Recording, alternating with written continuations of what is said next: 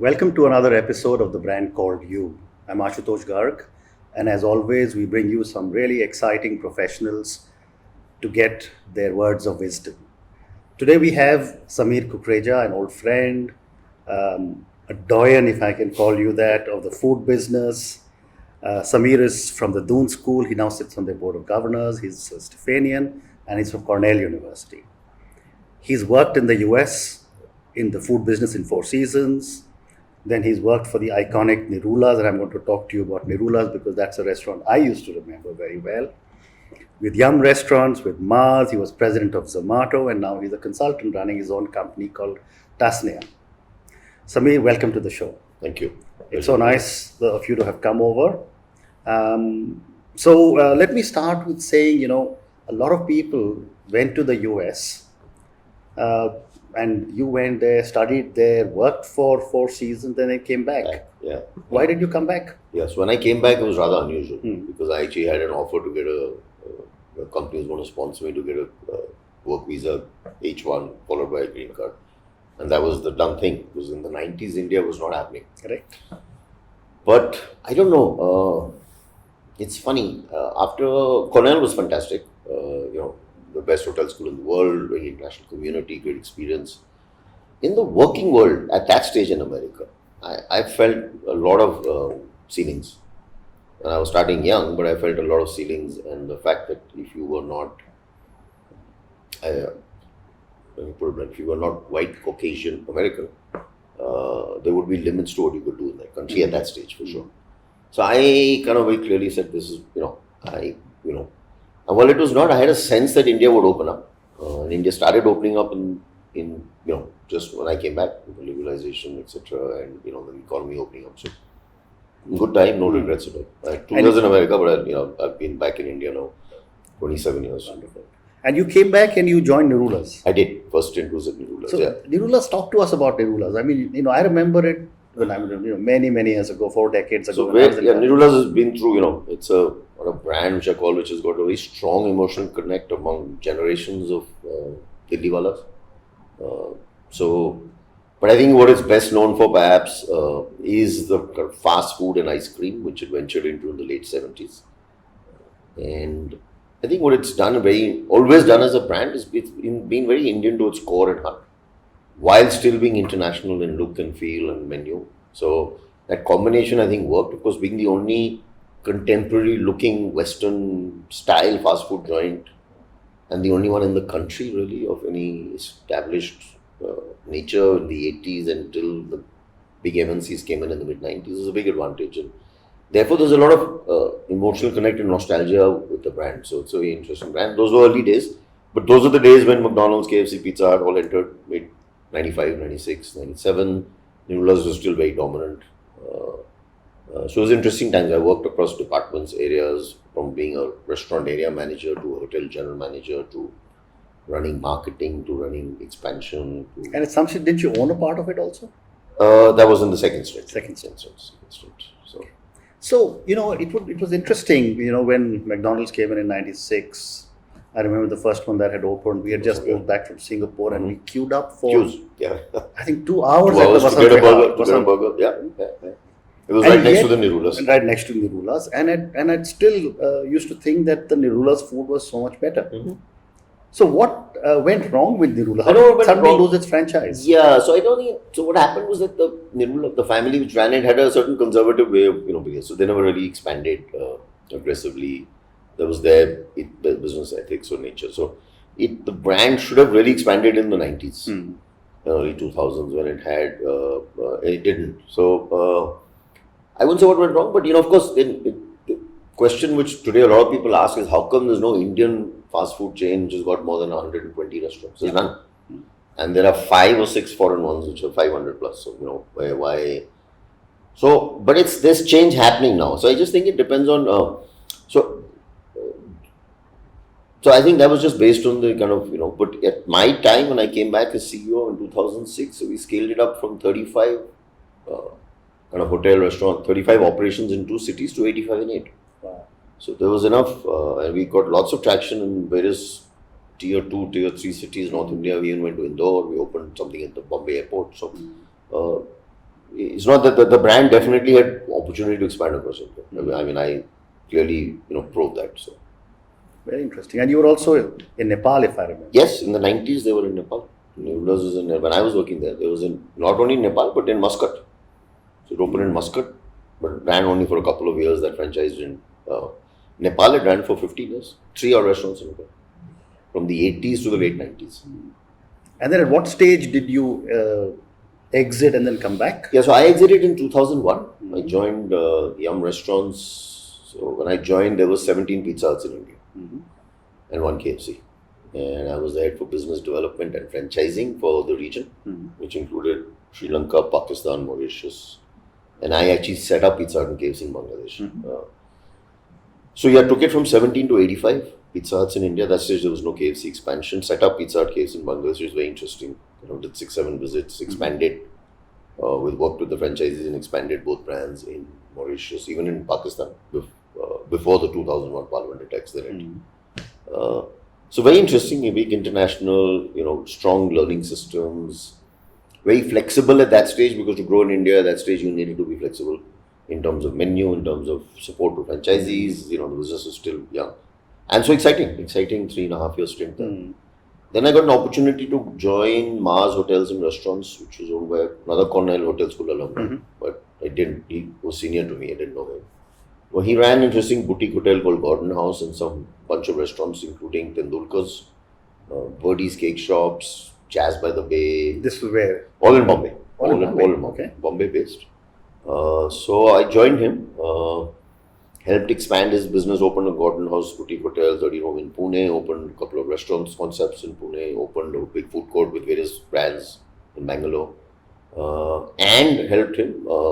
So while I was there a year later, he sold a majority stake in his hotel restaurant company to a private equity fund. Coincidentally, 6 months later, the same private equity fund was looking at acquiring Nirula's. So that's how in 2006 I came back. I came back as a co-investor and a partner with the private equity fund, I see. which did the acquisition from the family in mid 2006. Okay. So, with McDonald's really dominating the scenario, its current problems have been sorted out, Burger King coming in, what's happening to this space? I mean, the space is growing like crazy. So if you look at the QSR space, there's enough interesting Indian players also. So there's a player called Goli Vada Pav. I know 300 outlets. I know him. So there's also Jumbo King. So if you look at guys like that, they've become organized, they've reached some scale, of course, purely on a franchise model. You look at Naturals Ice Cream, 150 plus outlets. So parlors certainly grown over the last few years. You look at, and the ones which are still conservative, though very successful, Haldiram's and Bikaner.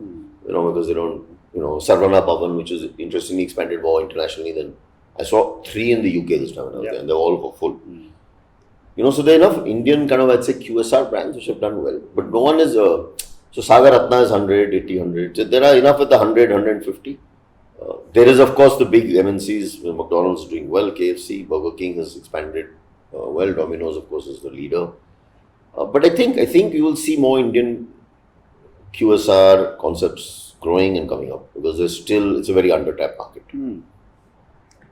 And what are some of the challenges that these restaurants face when scaling? Challenges in scaling up is many. So many challenges. One is consistency of your concept.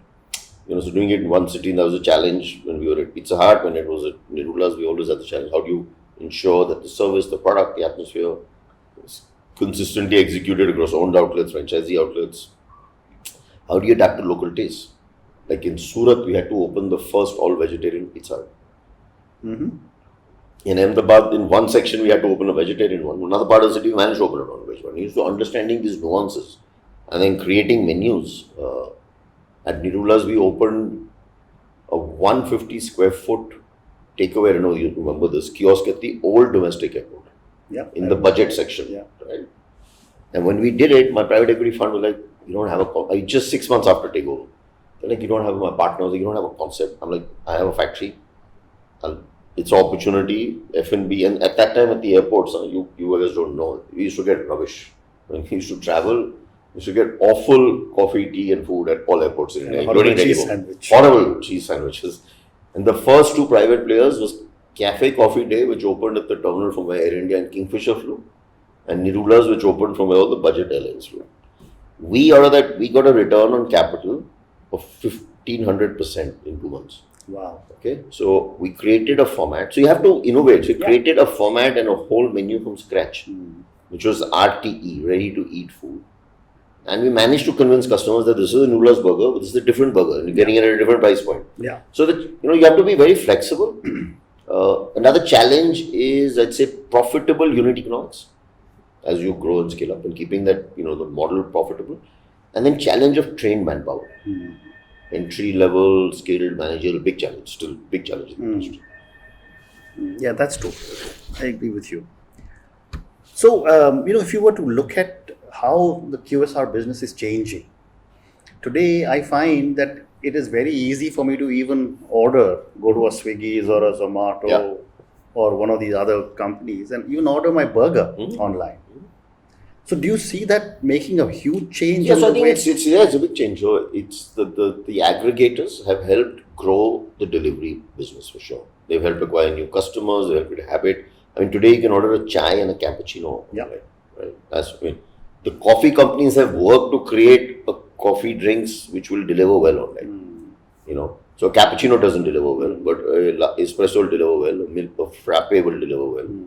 So because the delivery market is huge and it's growing, and it's still, if you compare internationally, we haven't even scratched the surface in India. To give you an example, I'm the trustee and the past president of the Restaurant Association. We bring out a very detailed report, which I chair the report committee. We just released our latest one in 2019 May. The average frequency of eating out, ordering in, whatever, some frequency of eating non-home cooked food has now gone up to 6.6 times a month in India. Wow. It is 30 times a month in Singapore, 45 times a month in Bangkok, and 60 times a month in Beijing and Shanghai. Yeah, I was looking at because if you look at it, there are actually 4 occasions in a day when you eat: breakfast, lunch, dinner, and probably either a mid-morning coffee or a mid-afternoon, at least 4.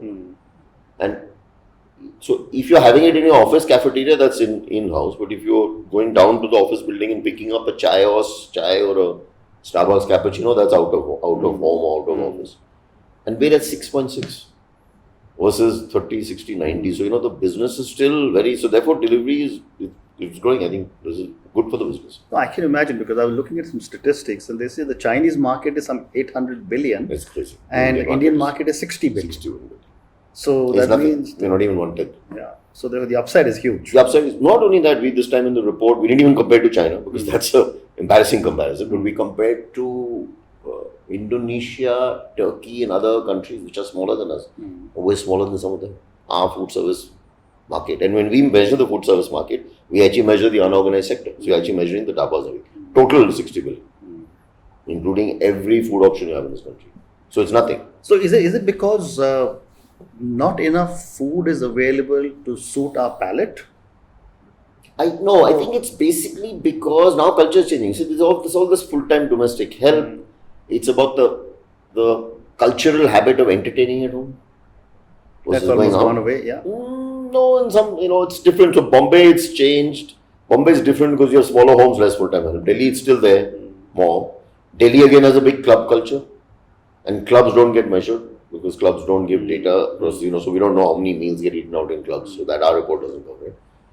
But it's changing. So it's a lot of this is due to societal kind of factors. Yeah. I don't think it's about availability. Today, actually, there's a very interesting availability of all kinds of cuisines and food across price points. So I don't think it's availability, but it's growing rapidly. And what's happening to Indian food outside India? Very interesting stuff. Yeah. So, there's still a lot of opportunity. Like, I was in England, I'm doing some consulting work. There's still a lot of opportunity, say, for Indian QSR food in the UK and in other countries. But in the fine dining space, brands like Indian Accent have done really well in London. New York, Fuzzy Cafe has done well in Dubai, in London. Sarvana Bhavan does very well wherever it goes. Even Bikaner Wala has brands abroad. So, but there's, of course, a lot of local kind of Indians who move to these countries who set up concepts.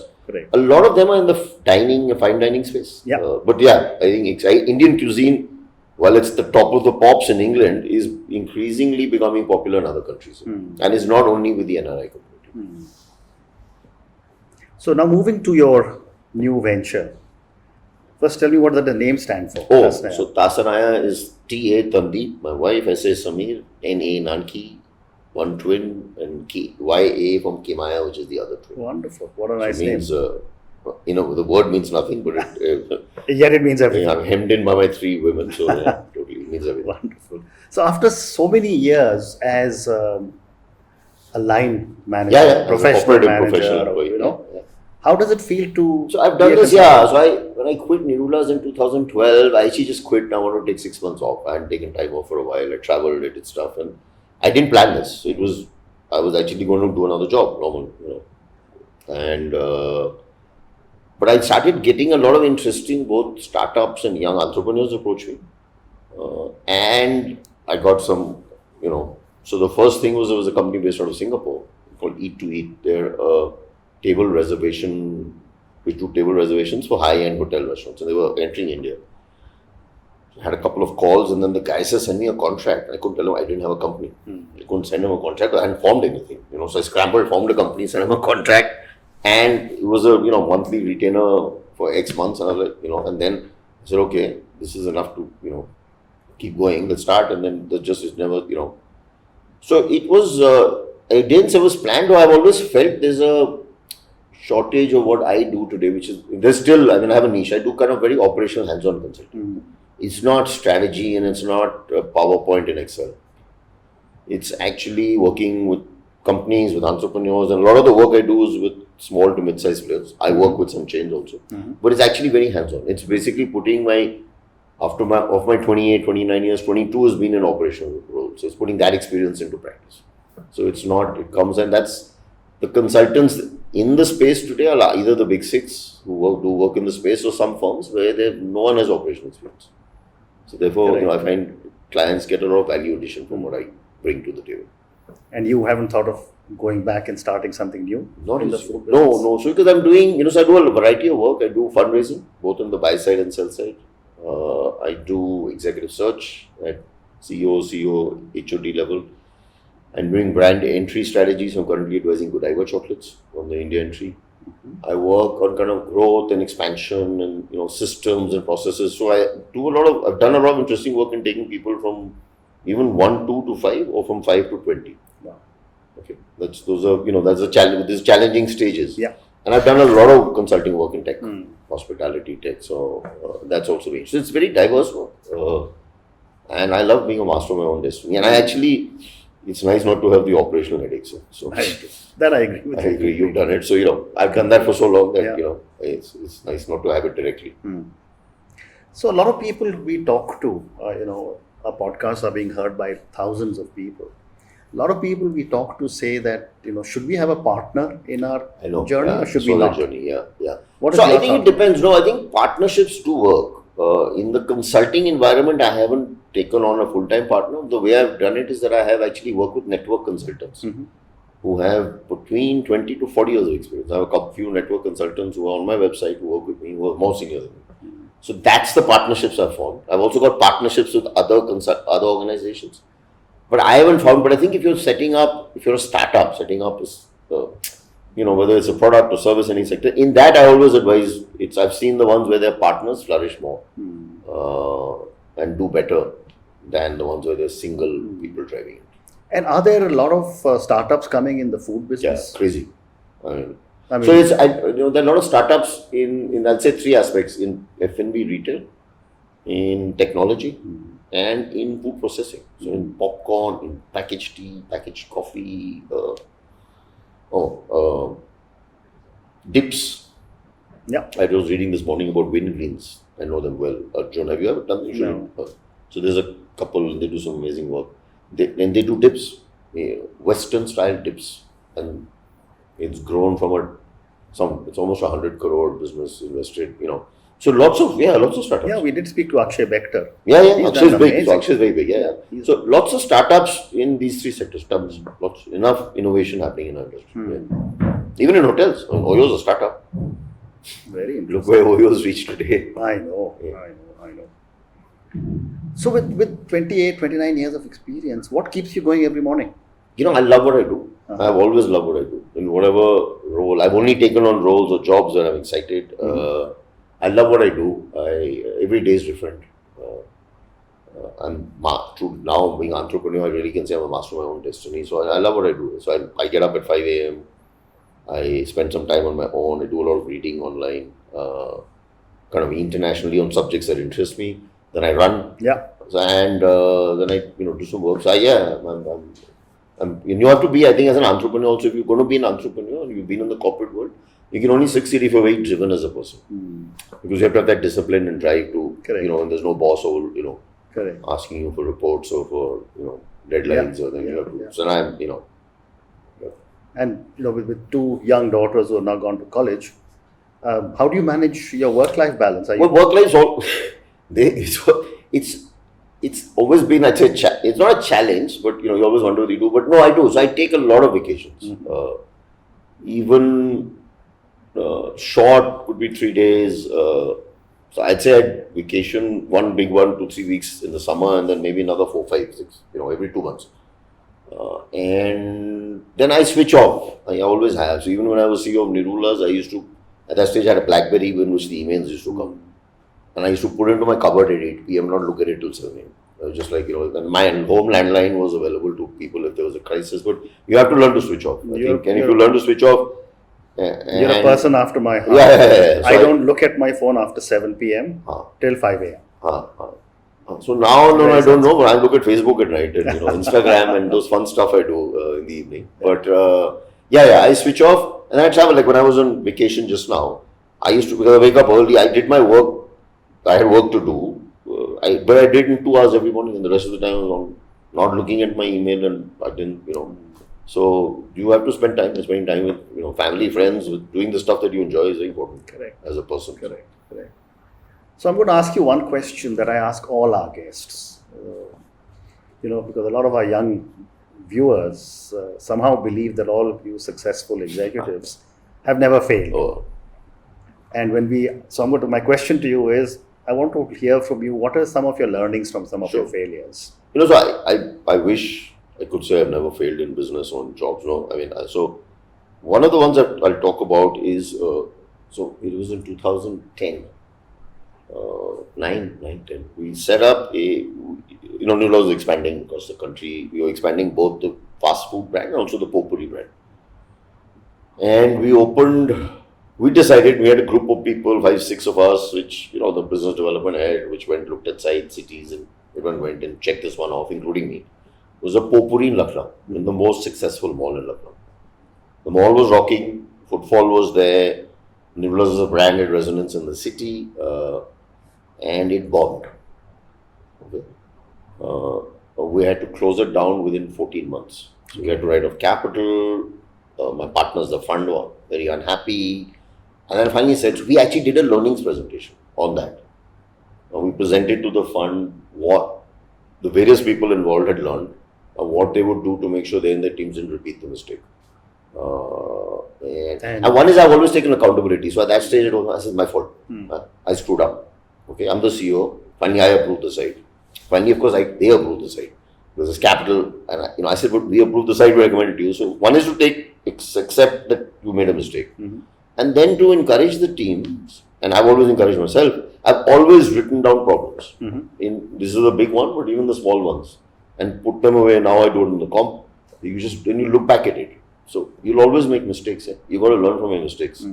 As long as you learn from them and don't repeat them, the behavior is not repeated in your teams. In this particular case, what was the learning? So the learning was that we hadn't done enough research on the acceptability of this casual dining brand. So we opened a salad bar.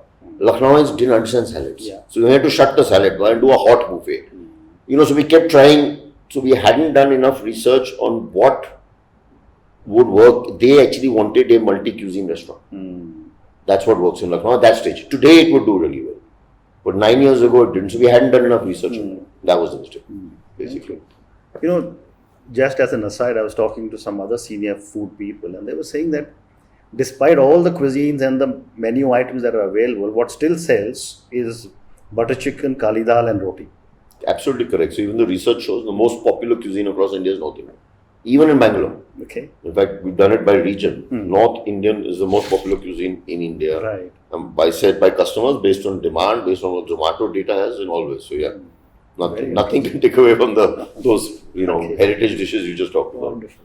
So my last question to you, Samir, you've been an entrepreneur, you've been a professional, you're now consulting. There are so many young professionals who want to start up. What would be your advice to some of them? So my advice is that startup, if you truly feel you have a unique, differentiated product or service, whatever you're going to do, make sure you have enough funding, whether it's for the first part family funded. So you're not spending, I feel a lot of entrepreneurs struggling and spending a lot of their time just running after getting money. And then I would say get a partner. Definitely have a partner, and then build a team of like-minded people who are willing to take risks, because these startups really work when everyone sacrifices salary, gets in with equity, and puts their heart and soul on the table. And I think we have a very encouraging ecosystem for startups across various industries. And there's so many success stories. So yeah, I do it, but you have to have a certain mindset and a certain type of person. Not every there are also enough corporate professionals across sectors who I read about who've done startups and gone back because it didn't work. Nothing wrong with that either. Yeah. You'll learn, but it's not that every startup's going to hit it out of the park. Thank you, Samir, very much for coming to our podcast. Thank you. Pleasure. We really enjoyed having you here.